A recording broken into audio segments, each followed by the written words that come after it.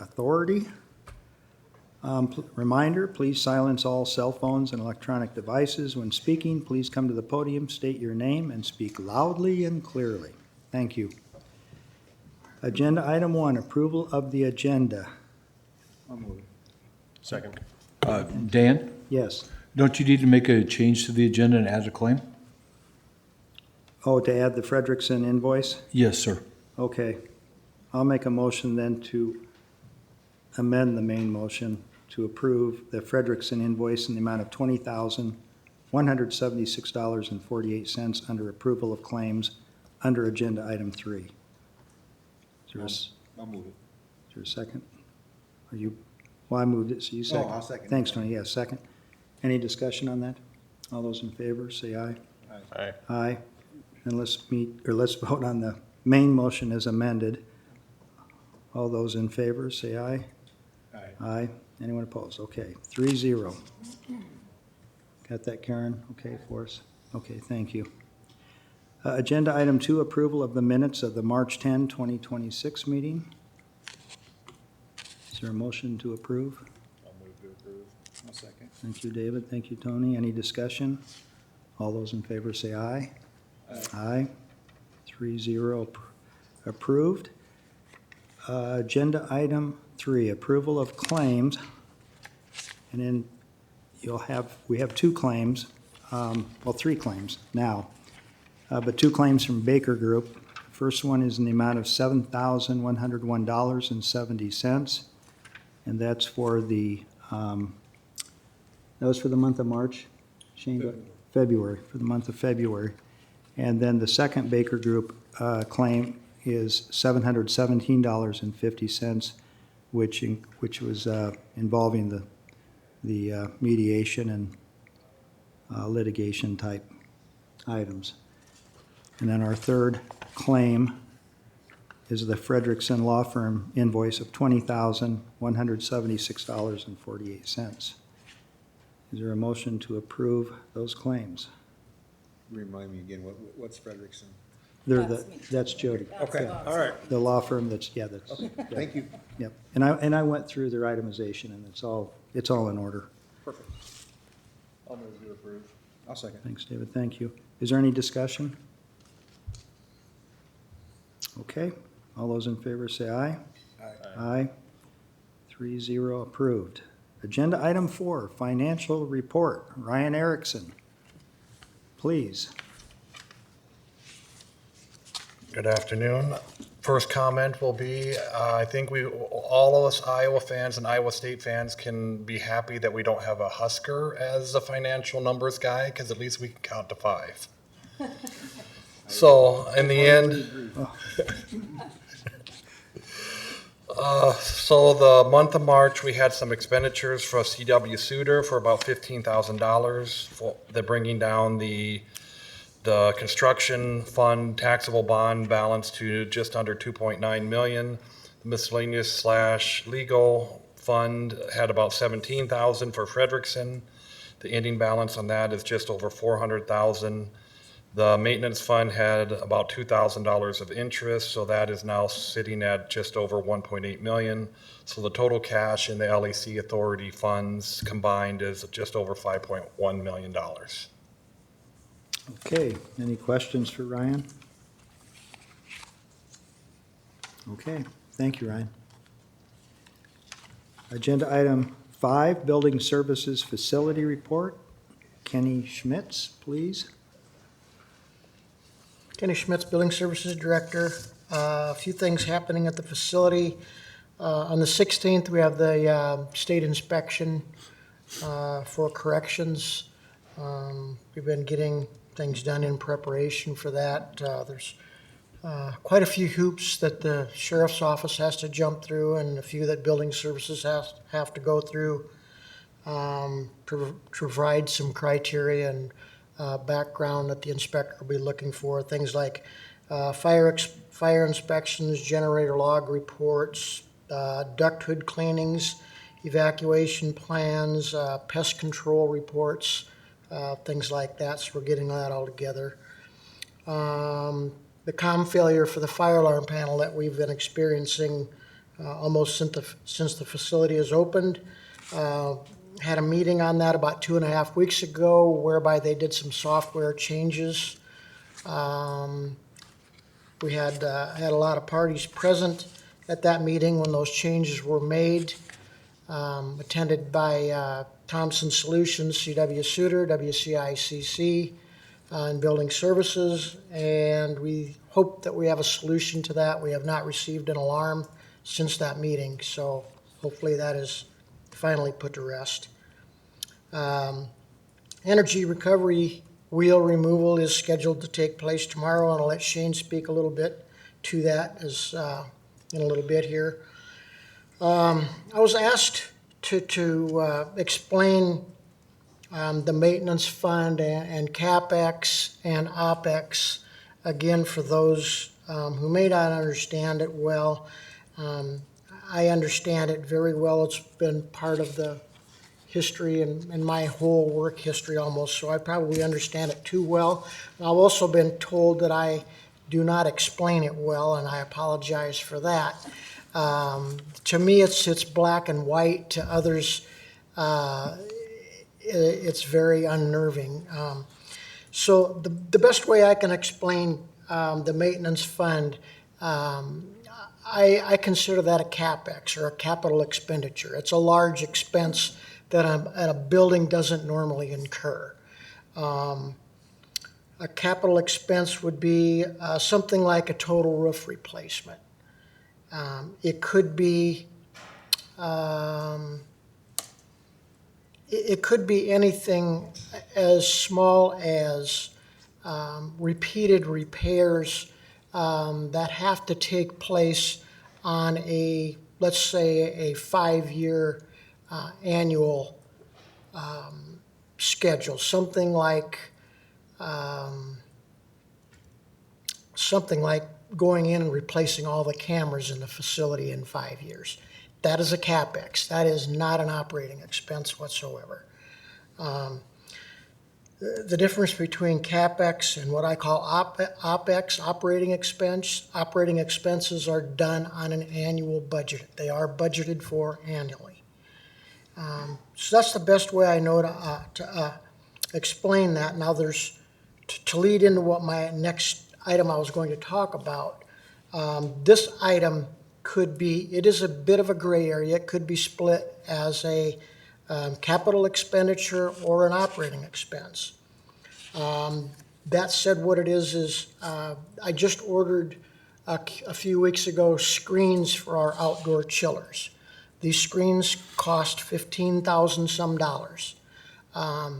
It's not normally what you would incur for an operating expense or do as an operating procedure, but our facility out at the LEC is basically out in the country, and our chillers are filling up with cotton very fast and repeatedly. And so I've ordered some screens to go over the coils on these units to prevent the coils from plugging up. Now, this is going to extend the life of these units considerably. If they were left wide open the way they are now, their life would be shortened over a period of time because of it. So that's looking at it as a CapEx side. I didn't want to bring this forward to the board as a maintenance expense. It was $15,000, so it's on the iffy line of an expense. If it would have been 20, I probably would have been to the authority asking for the maintenance fund. But it was 15, so I decided to incur the costs as an operating expense, which we've done, and we'll get those installed. It's also a bit of an operating expense in that it's like replacing the air filters in your furnace at home. You're protecting your coil on your air conditioner or your furnace. That's what these do for those chillers, is protecting them. So it's a good thing to do as an operating item. The next thing I had, and that's all I had for CapEx and OpEx, and trying to explain that. Unless somebody has some questions, I'd answer any of those that you'd like. Any questions? Yeah, I have a couple. Kenny, I know, I understand you have an operating budget that you come to the board of supervisors for and you ask for every year. But just sitting here thinking, I'm like, why wouldn't the maintenance fund pay for those vents? I mean, The screens, Yeah, they screens, very sorry, I'm well sorry. could have. There's no reason why they could not have. okay, I very easily, I was torn on this one initially on, well, should I bring this to the authority and have them pay for it, or shouldn't I? I had a couple different reasons for doing what I did. One was I wanted it done in a timely manner. These are special order. You go to there's only a few manufacturers that sell these.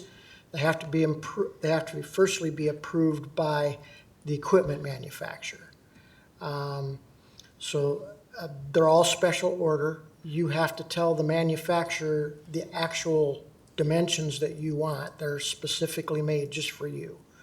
So I wanted to do that to try to expedite things, so that's why I paid for it out of operating expense.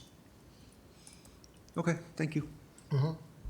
That's a good question. Is it, from Tony, is that too late then to switch it to from the maintenance fund? Or just leave it alone at this point? It's not too late. It's just a line item accounting change if we wanted to change that. I'd have to come to the authority and ask to make that approval, but I have some other items that I feel that the authority should be looking at that because it's the authority's, it's the authority's building, so they need it to operate, and I don't care if it's an operating expense or a capital expense, is helping and aiding the authority's building.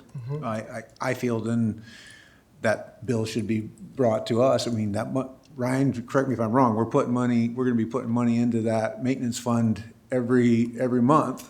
That's what that maintenance fund is for. I feel that we should be incurring that cost. And here's the other reason that I didn't. I'm going to be coming after your pockets for larger amounts, No. which are the next couple of items I've got here coming before you here. The lease does have specific, language for what the maintenance fund can be used for, so we could review that and just discuss to see if this would be an expense that would be appropriate for the maintenance fund. Okay, yeah, I guess if we need a list of what's gonna be appropriate, so people like Kenny or the sheriff's office can know, hey, this is who I gotta come asking for. I think we, will need to set up just to make sure we have a method and a policy in place to, when an expense comes in the future, like which fund it comes from. Okay. That's my thoughts on it, Dan. All right. Thanks, Tony. Anything, David? Okay, And this leads right into my next item. all right. I am going to be coming to the authority with a cost I do not yet know, asking for a compactor for the facility, for a trash compactor. We are at the capacity now where we are needing one. Unfortunately, our trash hauling vendor has let us down a couple of times, most recently. And we've been able to squeak by if they miss us a day. In the past, we've been able to squeak by. We are at a point right now where there is no squeaking. We are in trouble, and we are in trouble in a hurry. So I'm going to be asking for a trash compactor in the next month or so, probably. Also, another thing to keep in the maybe not the back burner, but it's coming up. And I don't know what the specifics of any of this yet are, unless Tony has visited with someone from the sheriff's office, which I don't think that he would have. But Accurate Controls is probably going to be looking for a contract for all the electronics in the facility. And Tony may better know about this than I, if what the past history has been in the old facility as far as electronics contracts have gone. In other words, cameras, locks, and call-ins from like Accurate Controls. Are you talking about the assistants when they go bad or the yearly service fee? Both. And we've never had anything this good before. So before it was just, we paid as we went and we hoped nothing big went bad.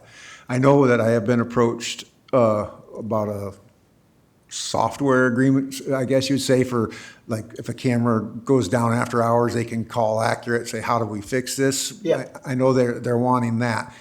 As far as numbers, I don't know if I've gotten any numbers or Perfect not. example, and no, I haven't gotten any numbers yet. I'm just kind of giving you a heads up here of what I see coming up, so. My last item is, and I'll let Shane speak to this when you get to some of these items, but retro commissioning, we've been discussing that, and the facility is getting to a point that we have done the adjustments necessary to get the facility operating like it should be, with one of the last things being the removal of the energy recovery wheel. And so we will be ready to do some recommissioning of the facility, which is going to have a dollar amount associated with it as well.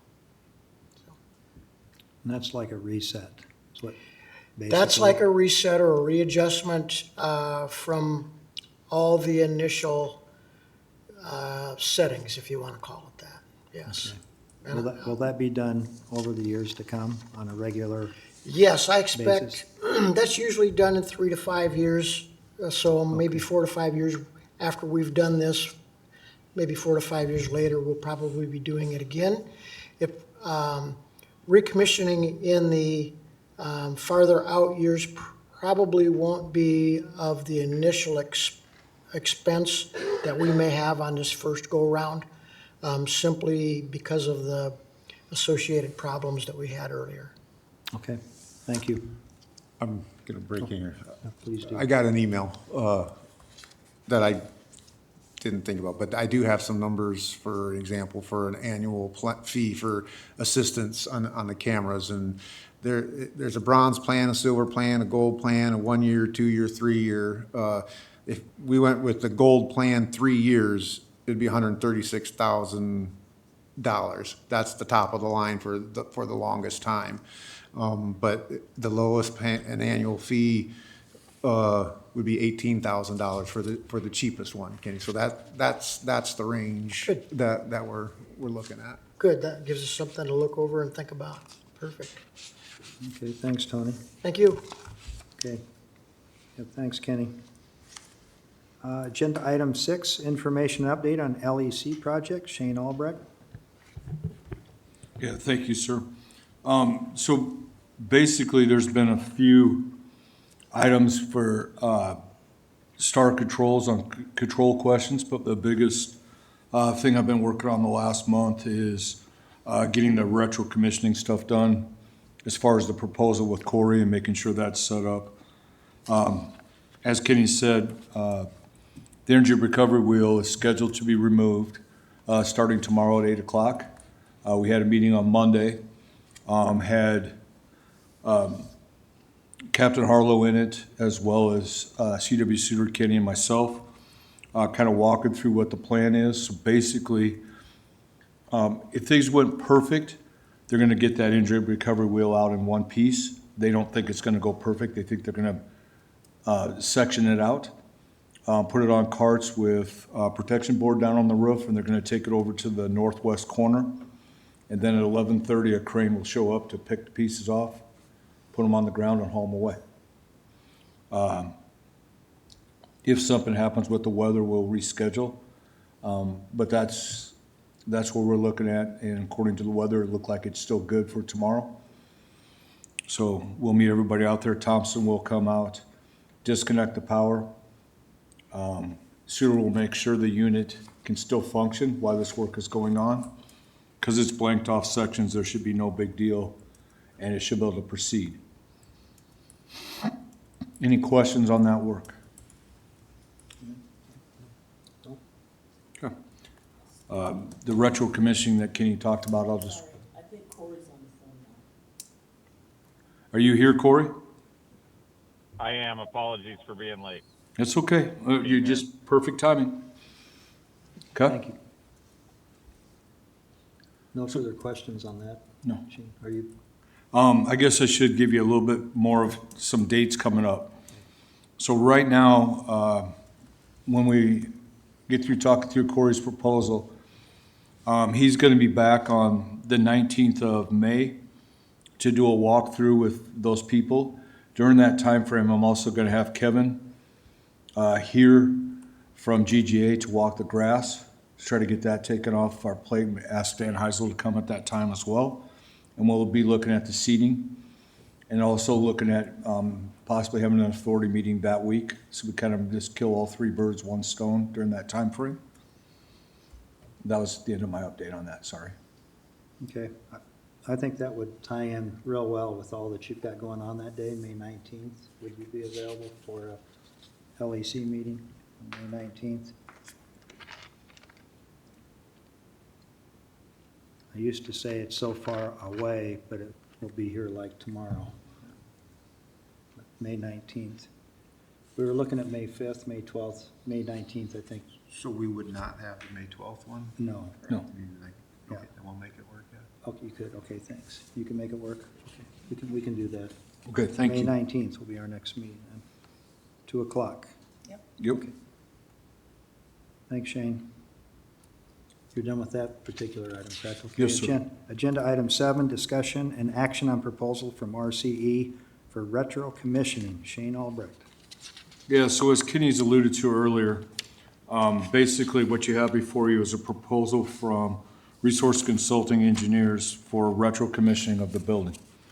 What this is gonna do would be reset it to the baseline that when it opened, but this building, as we all know, had a baseline that moved all over the place. So, Corey has a very detailed proposal here, and he's also on the phone to ask and answer your questions and ask questions of you if you need to. Currently, looking at a proposal for $25,000. It would be my recommendation, because this is ongoing maintenance of the building, that you guys consider paying for that out of the maintenance fund, because this is part of what this building needs to ensure it's operating correctly and efficiently and saving energy dollars for the future. So that would be my recommendation there. Corey, one change I would like to do, your pre-meeting proposal. I'd like to move that to the 19th, please. Okay.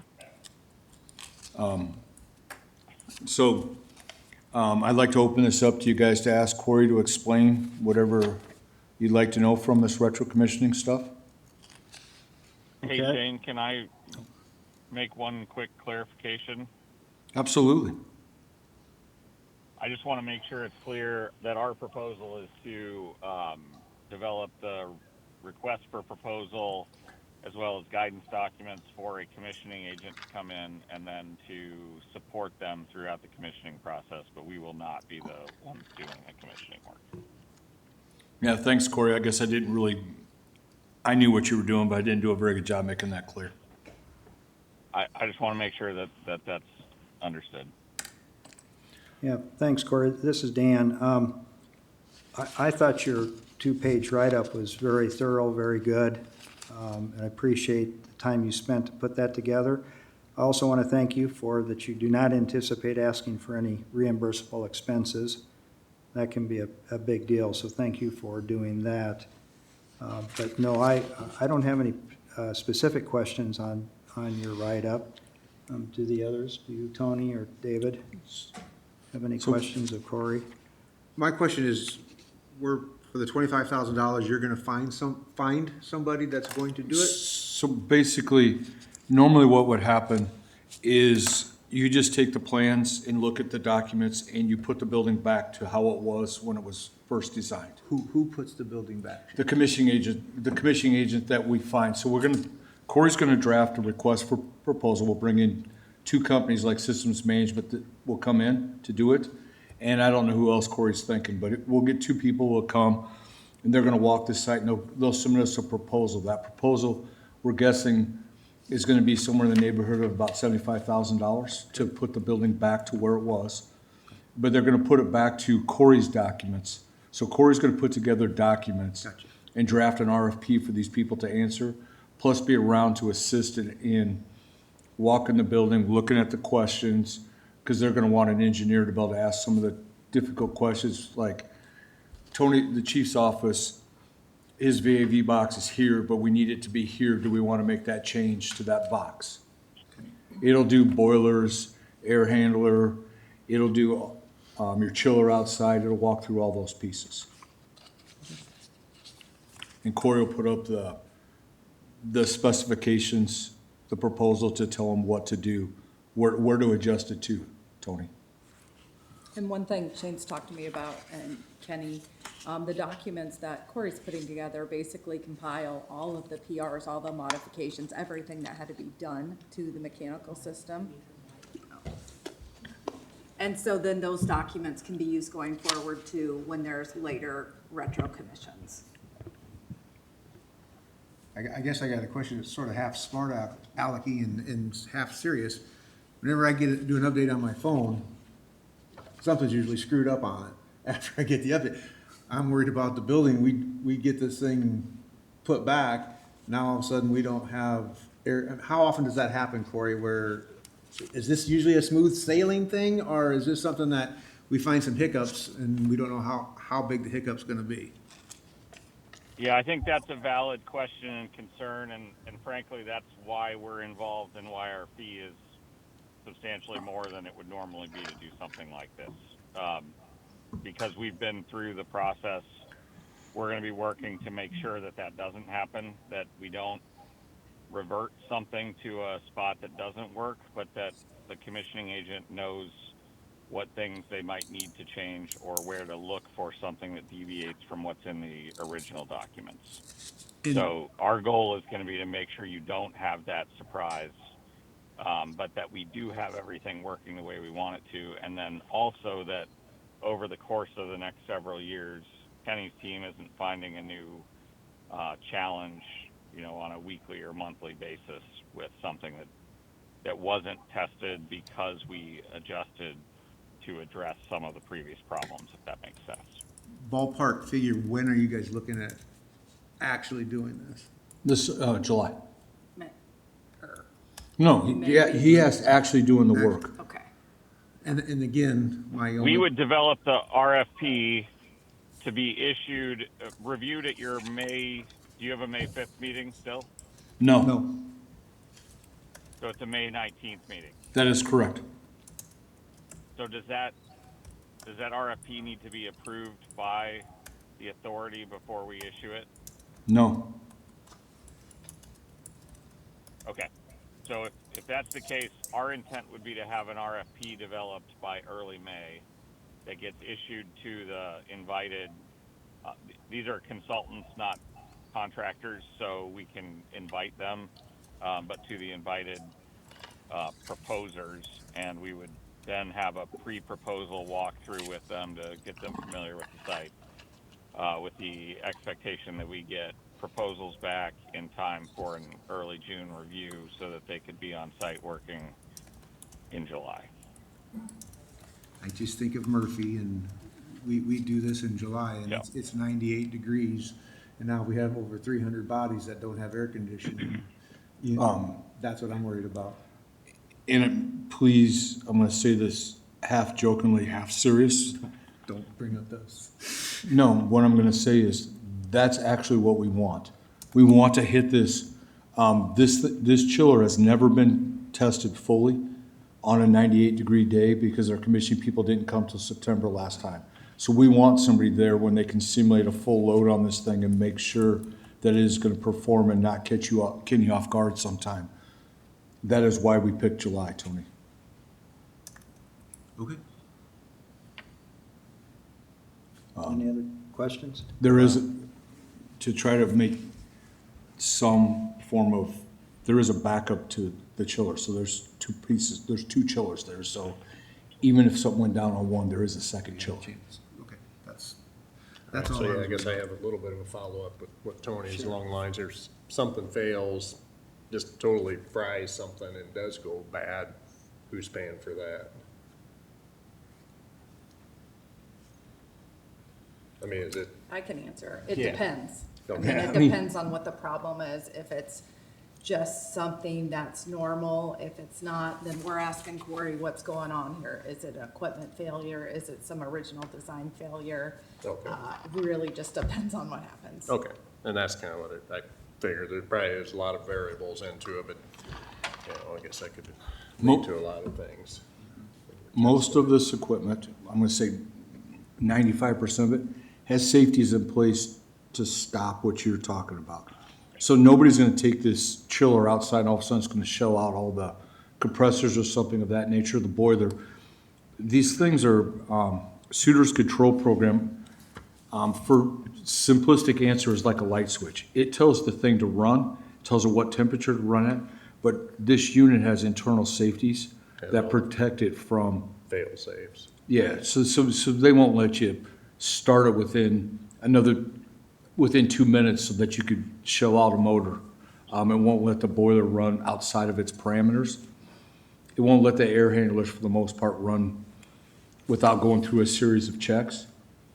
There's pumps that have to run, there's safeties for all that. We won't be overriding any of those. Okay. Okay, any other questions? I'll entertain a motion to approve the proposal from Resource Consulting Engineers submitted by Corey Metzger in the amount of $25,000, and that the motion would include that the $25,000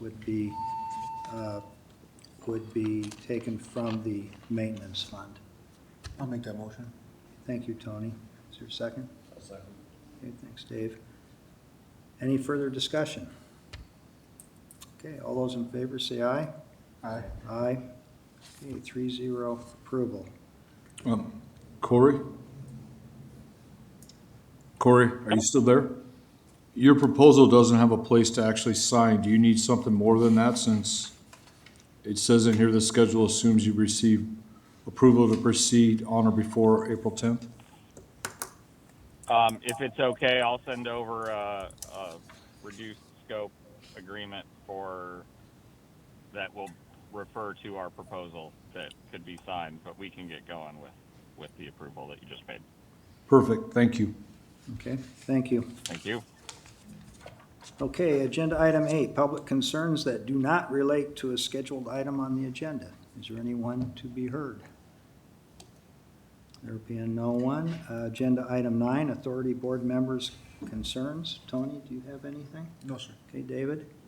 Okay, I've got a couple things. One is to bring up, Karen James sent us an email that in 2024, this is regarding the ADA compliance.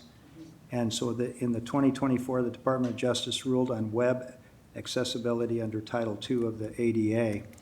And this rule requires state and local government websites and mobile apps to conform to the ADA compliance standards. So the deadline for that is April 24, 2026. So what that means is that, you stated it very clearly here, thank you, Karen. That means for the authority, we will not be able to post the authority meetings on YouTube after April 24, 2026, until YouTube becomes compliance, or if we can find a software that we can use. So that means we're looking for that, or maybe the county is looking for software to use to be ADA compliant, I think. Okay. You want to say, oh, please. How have you been? Hey, they're good. Dan Benjard, Woodbury County Supervisor, District 2. Sorry, let me gather my thoughts. Yes, the county is looking into this ruling by the federal government. This ruling does, I think, epitomize Ronald Reagan's settlement, the 9 most fearful words you can hear. I'm from the government, I'm here to help. This ruling is not going to be helping local governments. But the county is aware of this. We are looking into ways to mitigate our exposure and to make sure that we do comply with the law. Yet we are realizing that the efforts made by the Board of Supervisors and other entities to make sure that we are communicating effectively and clearly, honestly, transparency with our citizens is going to be very greatly hampered and actually diminished because there's some of the programs aren't available yet to meet the law's requirements, and so we are going to have to, in essence, go back, reverse technology, and go back in time to comply with the law. So that's where we're at. So we are working to make sure that Woodbury County's website is compliant, and we'll have some updates coming from the Board of Supervisors. But at this time, we are still looking at what are options to make sure we comply. But it is very concerning that a lot of counties in Iowa, just an update, I won't take any longer, but a lot of counties in Iowa have worked to be very transparent and get as much information as they can on their local county websites. And Woodbury County has done that, and applaud our supervisors and our other staff members, department heads that have worked hard to do that. And now we are looking at having to, in essence, take information off our website and hide it because it's not compliant, and there's no way to take some of this complex data, and mapping and make it compliant to the law, which we don't want to violate the law, but we also want to give our citizens the most transparency we can. So we are frustrated as a board with that, but we are working with John Malloy, our CIO, to make sure we are compliant. So. Okay, I appreciate your Thank you. comments, Dan, Yep. and your points. And I haven't thought about this. I don't know if there are any counties that have a population of 50,000 or less than 50,000, because this is, according to what Karen sent us, it's guided by if it's a population of 50,000 or more, then you have to be ADA compliant. Correct. It is guided by population, yeah. Yeah, so I don't know, I just don't know what the the other county's population would be, but we're Right. certainly within that, so. Yeah, we are working with other counties as well, having some discussion groups and just to find out what are practical solutions Excellent. to Okay. that. So, All right, thank you. yes, sir. Thank you. Okay. I think I had, Jody, can you remind me? I thought I had two The things. transportation. Oh, the transportation issue. Yes, that was the second concern I had, or a question, is just if there's any follow-up on the transportation from the LEC to transfers to the bus lines, that kind of thing. And if anything has been discussed, or if anybody's heard anything further about that. Okay. I haven't either, but by maybe bringing it up now, we might hear something. I know they were talking to Simco or CERTS to maybe do kind of a pilot program for 90 days, but I'm not sure where that is. So I'm just concerned that we follow up with some of the transportation questions that were raised. Was there anything else, any other concerns, Tony? I didn't have any. Okay, none? Okay. Thank you. Agenda item 10, I move that we go into a joint closed session with the Woodbury County Board of Supervisors and Frederickson and Byron Law Firm under Iowa Code Section 21.5, subparagraphs 1C. Is there a second? Second. Okay, roll call, Karen? Moore, Aye? Dietrich, Wingert. Okay, thank you, everybody. And thank you, Tony, and thank you, David.